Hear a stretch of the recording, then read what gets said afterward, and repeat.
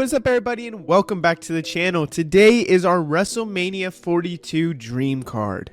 Today's predictions will have a mix of dream, well, also a lot of reality, so we can see how and potentially where we could go with WrestleMania 42 after a stellar WrestleMania 41. We have 14 matches just like a normal WrestleMania with a night 1 and night 2 we're going to go through, and let's get started. The opener for night 1 will be Bianca Belair versus Jade Cargill for the World Heavyweight Championship with Royal Rumble winner Jade Cargill.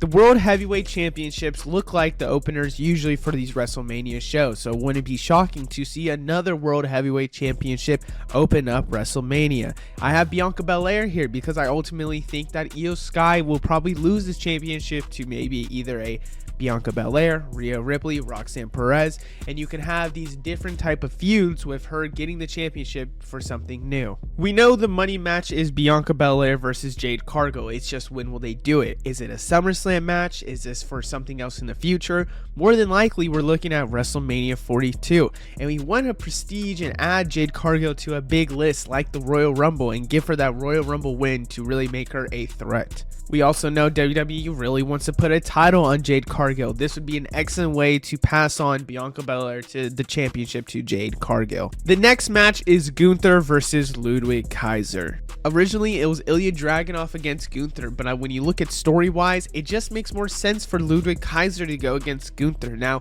Gunther and Ilya have had their amazing matches looking all the way back in NXT UK. This match will happen in the near future somehow, some way, hopefully with a championship right there. But I'm going to be honest, it makes more sense story-wise to have Ludwig Kaiser versus Gunther, where you tell him that Ludwig Kaiser is maybe leaving Imperium, Gunther's not happy, and you have a story between the two. I think this would be a very valid feud to end at WrestleMania, and you could really have an interesting story giving Ludwig Kaiser the push he needs. The third match for night 1 is a tag team world tag match. We're going to look at either a TLC ladder match, however you want to look at it. I think Fraxium as the champions will go against the New Day, Motor City Machine Guns, Usos, and Lucha Bros. I think ultimately WWE is going to look for a huge historic tag match at WrestleMania 42. Fraxium's in the mix because 1, they have the tag titles, and 2, Fraxium could be the next legendary tag team we have. You have New Day, Motor City Machine Guns, who we don't even have to talk about all the legendary matches those two have had. The Usos, which is another legendary tag team, and I think will rekindle and join together for maybe WrestleMania 42 because there's not really anything yet I have for them.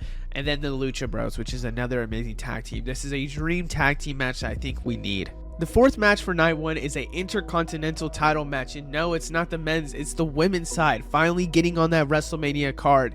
I do believe the match will be Roxanne Perez as champion versus Io Sky. I believe Roxanne Perez, even if it's a US title, will have a mid-card title entering WrestleMania. Roxanne Perez is going to be a heavy hitter, already giving hints of being on Raw. She clearly is going after big titles. I mean, look at the feud with Io Sky she's having. Obviously, I think this could be a feud that they tell with the mid-card title next year. This is how I see the title kind of going. I kind of see we have Lyra losing to Becky. I don't expect Lyra to win it back. I think they're going to try and tell a feud and give Becky this title for a while to make it more prestigious. And then ultimately, Becky will lose to Roxanne Perez, and Roxanne Perez will have this title, giving a big push to Roxanne Perez. Just like how they did Drew McIntyre and Damian Priest, this could be a year-long feud, they say, with Io Sky and Roxanne Perez, with maybe Io Sky finally winning the championship and having that title still, and a good babyface at WrestleMania. The fifth match for night 1 is a US title match, and no, it's not the women's this time, it's the men's side. It is champion Jacob Fatu still versus Drew McIntyre for the US title. I believe Jacob Fatu will lose this title at some point, then regain it. I don't know if it's to Solo Sikoa. I don't know if it's going to be to Jimmy Uso. Whoever it might be, Jacob Fatu is going to come back and win this title to have it at WrestleMania. Now, you might be wondering, why Drew McIntyre? And granted, they are kind of hinting at this already happening, but I do believe that Drew McIntyre might take a pause, then come back to this US title picture. Drew McIntyre needs the US title to become a Grand Slam champ. He obviously would want that moniker. He would want that US title. I believe even giving him this US title is a very valid thing, and a Jacob Fatu versus Drew McIntyre match is a dream match for us. There was rumors of Jacob Fatu versus Drew McIntyre happening at WrestleMania 41, so clearly it's something they view as a WrestleMania match. I believe this is a huge WrestleMania match, and could Drew McIntyre slay Jacob Fatu, the Samoan werewolf? My sixth match, aka the co-main event of night 1, will be Charlotte Flair versus Becky Lynch versus Bayley. Now, originally, I was thinking, could we have a title on the line? Could Becky win the heavyweight championship? Could Bianca not have it? Could Bianca and Jay just be a feud match? But when I'm thinking about it and when I'm kind of going around and seeing how they could get to this point, I think a triple threat in a grudge match makes sense. You have 3 of the best women in the business, 3 of the horsewomen as well. You can't really have, Sasha Banks here because of AEW, but you're still having a great match. Becky and Bayley will have some sort of feud entering the summer. We could also see, talking about the Intercontinental title for the women's side, it could go Lyra to Becky, and then Bayley comes back from quote-unquote injury, and Bayley takes out Becky, and that's how Bayley gets the title. Maybe they start the Bayley and Roxanne Perez feud, and that's how Roxanne gets it. Becky and Bayley will have their feud, so how do you get Flair in there? I think more than likely it's going to be Bayley costing her. Becky is a heel, Flair's a heel, Bayley's the big baby face. So if that's the case, you gotta have Bayley as the one to cost Flair, because Becky costing Flair doesn't really make a ton of sense. I think more than likely that's how we get there. Then maybe Flair bullying Bayley, and then you have Becky already there bullying Bayley, and then ultimately you have the 3 women fighting. Now for the night 1 main event, and ultimately I think this should be a night 2 main event, but if it's not for the dream idea and the dream thought on what we could see at night 2, then ultimately this is the night 1 main event, and that is Cody Rhodes as champion versus CM Punk, the EC winner. This is a match that I'm going to keep writing down till probably Elimination Chamber 2026. This is a match that is going to happen. I just believe when you look at it and look at how the things are, everyone wants to see this Cody versus Punk match. Everyone wants to see it. And we also want to see potentially CM Punk win the Royal Rumble, even though, let's be honest here, Saudi and Punk isn't a good equation that we're going to see. We're likely going to see him win the EC Chamber, and I guess not EC Chamber, the Elimination Chamber. And I ultimately think that Cody Rhodes is going to still have the championship. I think after this whole John Cena saga ends, Cody Rhodes will come back as champion.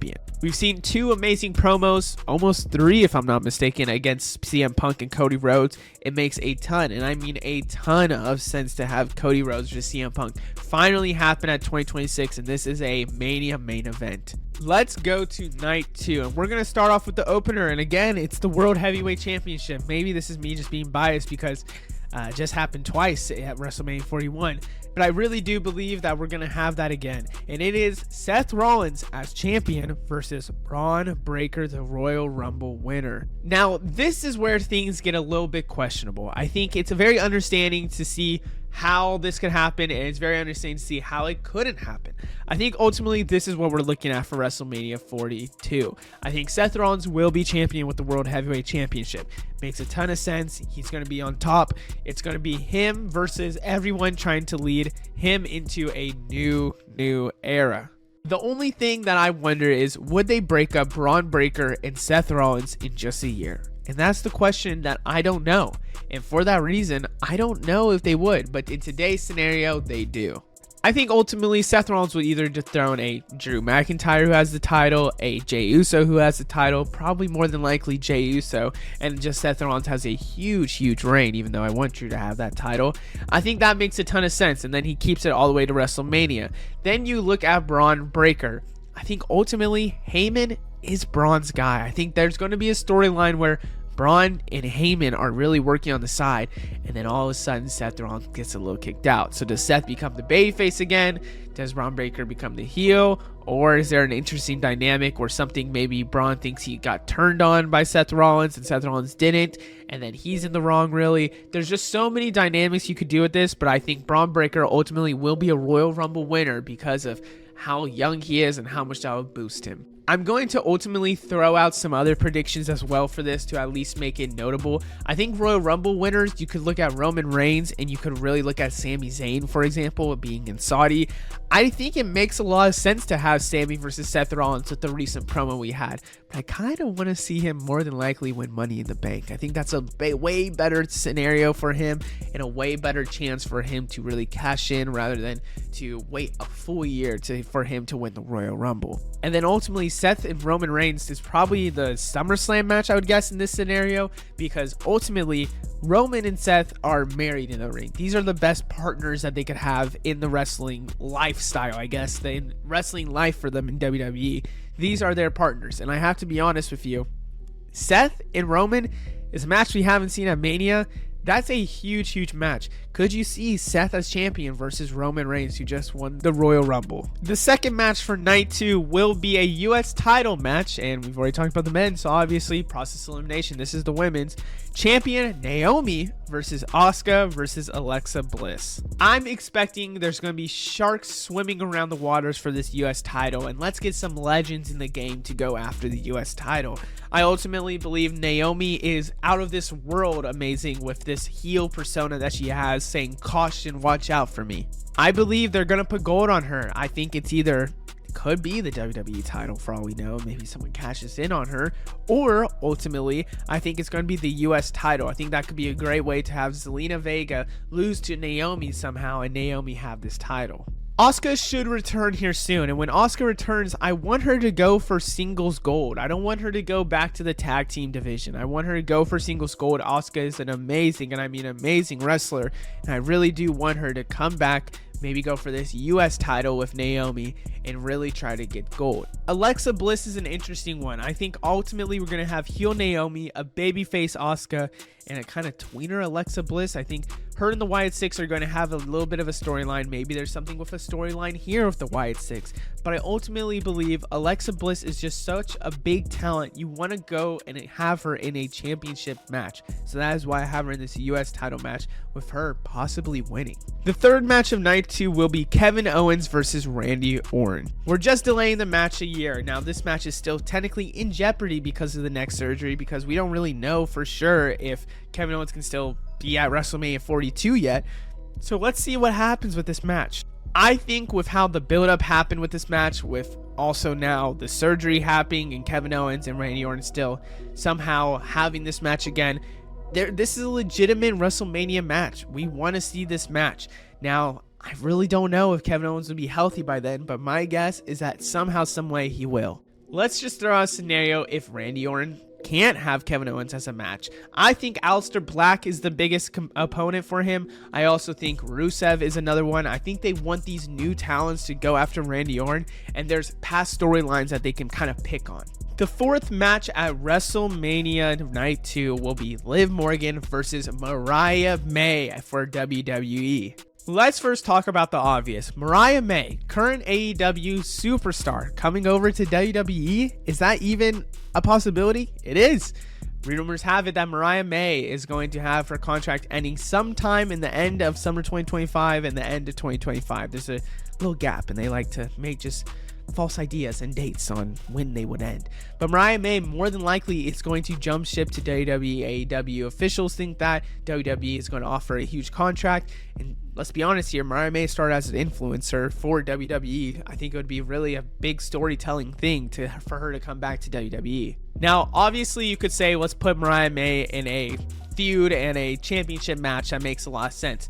Well, ultimately, I think they're going to have something similar with Jade Cargill, where there's kind of feuds that happen and then she jumps into the championship picture.